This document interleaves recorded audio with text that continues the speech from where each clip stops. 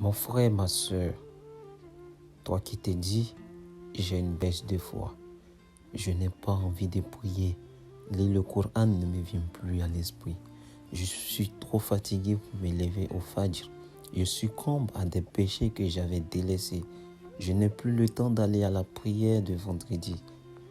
Il arrive parfois que la foi du musulman s'affaiblit au point qu'il n'arrive plus à exécuter ses obligations religieuses. Cela se traduit souvent par un sentiment de faiblesse et de tristesse. Le musulman se sent hypocrite dans ses pratiques. D'après Cheikh Al-Uthaymin, rahimallah, délaisser les actes d'obéissance fait diminuer la foi proportionnellement à l'obéissance de cet acte d'obéissance. Plus il est important, plus la désobéissance cause une grande perte de foi, voire sa disparition. Allah dit dans le Coran, dans la sourate 20 au verset 214, « Et quiconque se détourne de mon rappel mènera certes une vie pleine de gêne, et le jour de la résurrection, nous l'amènerons aveugle au rassemblement. » Allah dit dans la sourate 13 au verset 28, « Ceux qui ont cru et dont le cœur se tranquillise à l'évocation d'Allah, n'est-ce pas par l'évocation d'Allah que se tranquillise le cœur ?»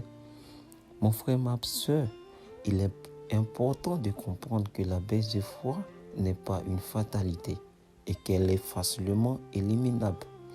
Le musulman vivant cette période doit utiliser toutes les ressources pour s'en sortir et revenir sur le sentier d'Allah.